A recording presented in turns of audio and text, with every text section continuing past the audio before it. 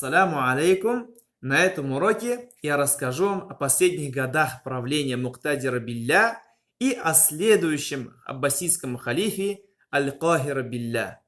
Аль-Муктадир Билля, полное имя которого Джа'фар ибн Му'тадид Аль-Муктадир Билля, он правил 25 лет, начиная с 295 года по 320 год. Конечно, это большой промежуток времени, но, к сожалению, Муктадир Билля был слабым правителем, был слабым халифой. Он не смог централизовать власть и управлять страной.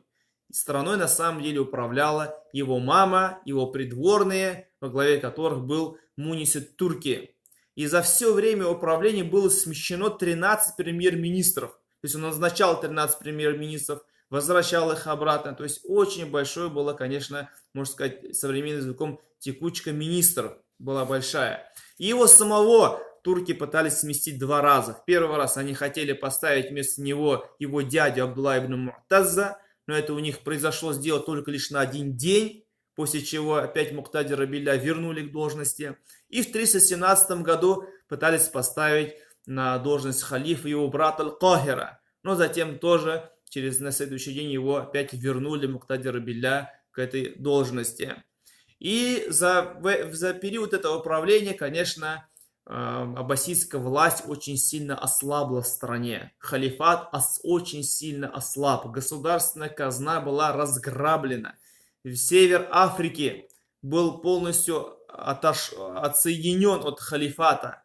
Во время его правления набрали силу религиозно-шиитские группировки, которые начали уже свои военные кампании, как, например, фатимиты, которые утверждали, что они являются потомками Фатимы, ради Аллаху анху. Также исмаилиты, также и карамита, которые активизировались на Аравийском полуострове.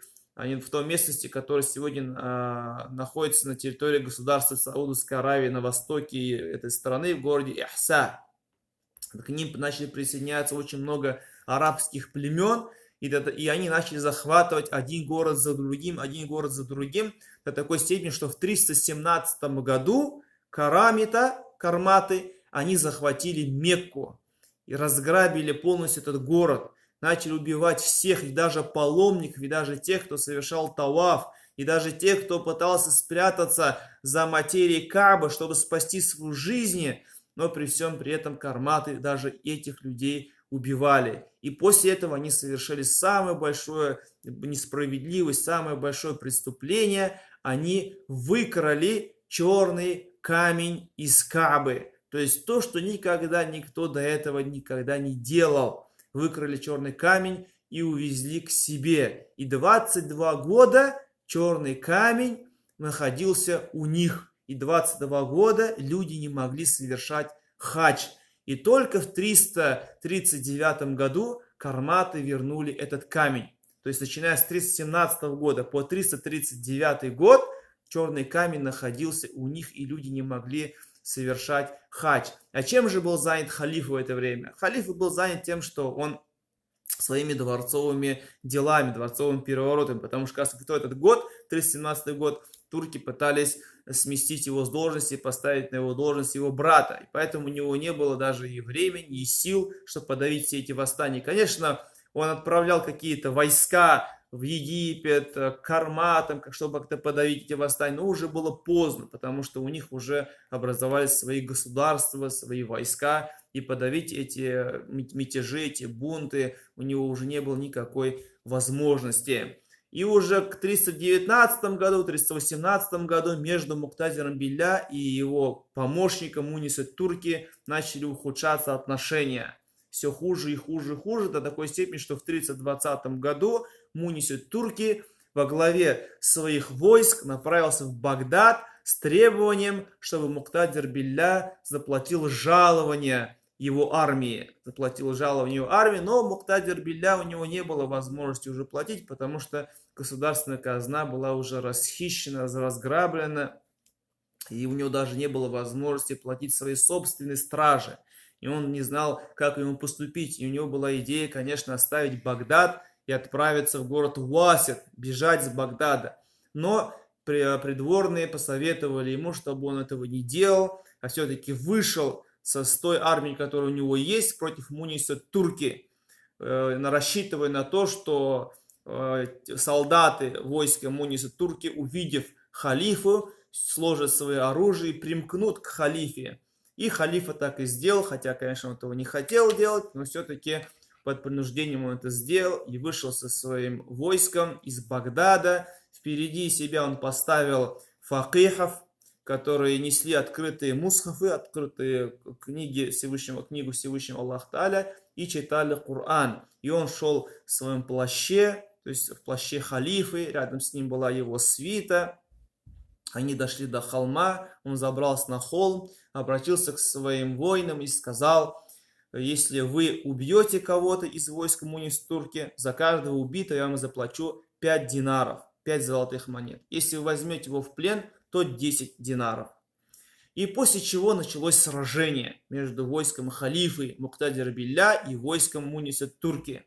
И, конечно, воины попросили халифу, чтобы он вышел вперед, чтобы он их воодушевлял, но он не хотел этого делать, но все-таки через некоторое время он вышел, но уже было поздно, и его войска потерпели поражение, и войско Муниса Турки взяло в плен халифу, взяло в плен Муктадира Билля. И когда они взяли его в плен, он к ним начал обращаться, то есть, надеясь на их милость, он начал говорить к ним: Муктадир Билля, ана халифа. То есть, как вы можете со мной так поступать? Я ведь являюсь вашим халифой, ведь я Муктадир Билля. А на что они ему отвечали: ты являешься суфля, то есть я суфля, то есть ты ничтожный, и ты не являешься халифой от Аллаха, ты являешься халифой Иблиса. Разве это не тот, кто говорил совсем недавно: тот, кто убьет, тот получит 5 динаров, тот, кто возьмет в плен, получит 10 динаров. После чего они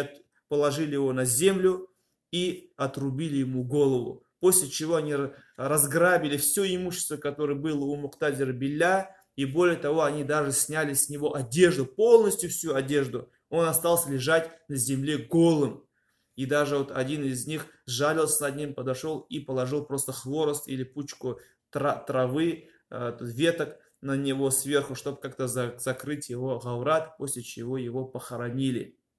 И тогда уже турки, посовещавшись, они выбрали следующего халифа. Конечно, некоторые предлагали выбрать халифой его сына Абуль-Аббаса, но другие отказались этого делать, сказали, что все это время Муктадир не управлял страной, а управлял страной его мать или придворные, а сейчас как раз поставим его сына, и то же самое продолжится дальше. И поэтому они, посовещавшись, выбрали халифой его брата Мухаммада ибн Му'тадида, которому дали кличку, то есть его прозвище Аль-Кахир Билля. Аль-Кахир Билля, когда пришел к власти, первое, что он начал делать, это как раз получается в 320 году, он правил всего 2 года, с 320 года по 322 год. Первое, что он начал делать, он начал конфисковывать имущество придворных Муктадира, то есть близких к нему людей.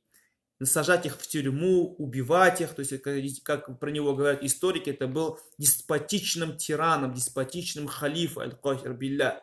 И более того, он даже схватил болеющую мать Муктадира, привел ее к себе и начал ее мучить, заставляя ее, чтобы она дала все то имущество, которое у нее есть, обвиняя ее в государственном хищении.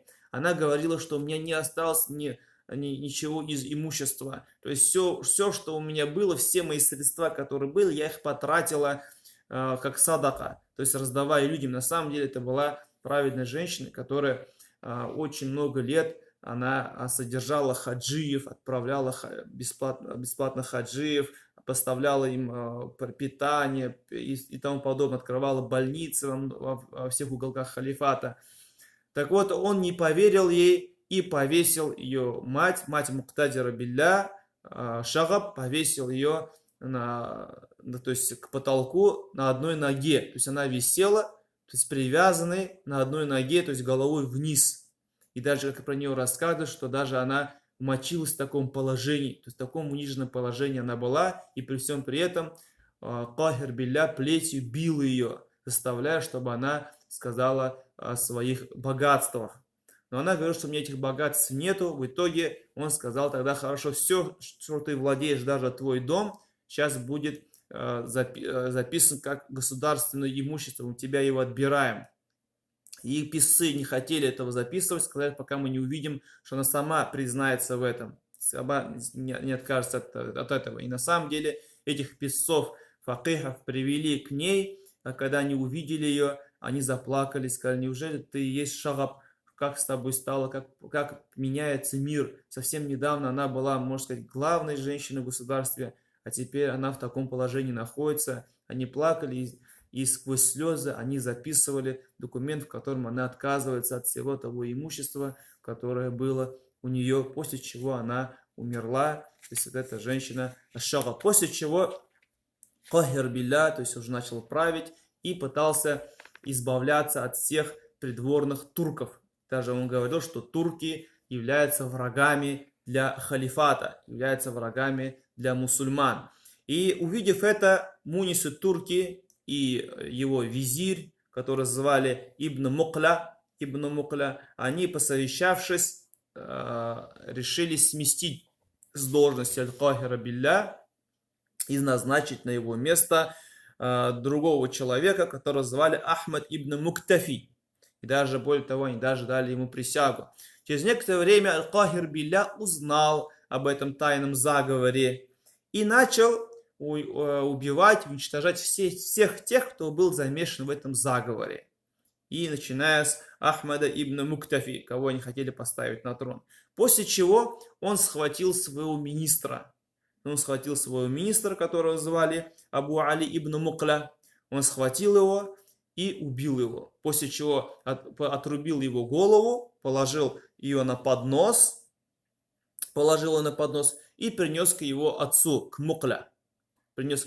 Когда отец увидел голову своего сына, то есть который совсем недавно был министром этого большого государства, он взял его голову, начал ее протирать, начал его целовать и плакать, то что из-за утери своего сына. Тогда халифа Аль-Кахир Билля взял и его голову тоже отрубил и положил эти две головы на поднос. И после чего он схватил муниса турки и пришел к нему и принес эти две головы в подносе и показал ему. Когда муниса турки увидел это, он начал проклинать Аль-Кахира Билля, и тогда Аль-Кахир Билля повелел: возьмите эту собаку и тоже убейте. И тоже его убили. Тогда вот он положил уже три головы. Голову Ибн Булейка, Ибн Мукля, положил голову Ибн Булейка, его сыну, муниса турки, и уже как раз развесил по всему Багдаду вот эти головы этих убитых людей. То есть вот такие вот поступки совершал Аль-Кахир Билля. И как раз вот во время правления Аль-Кахира Билля на востоке страны, далеко на территории Хурасан, начали появляться буайхиты, то есть три брата буайхов, о котором еще я вам расскажу на следующих уроках. Так вот, он правил всего 2 года, Аль-Кахир Билля, с 320 по 322 год. В 322 году придворные турки почувствовали, что тиранию Кахир Билля, и что сейчас скоро очередь дойдет и до них.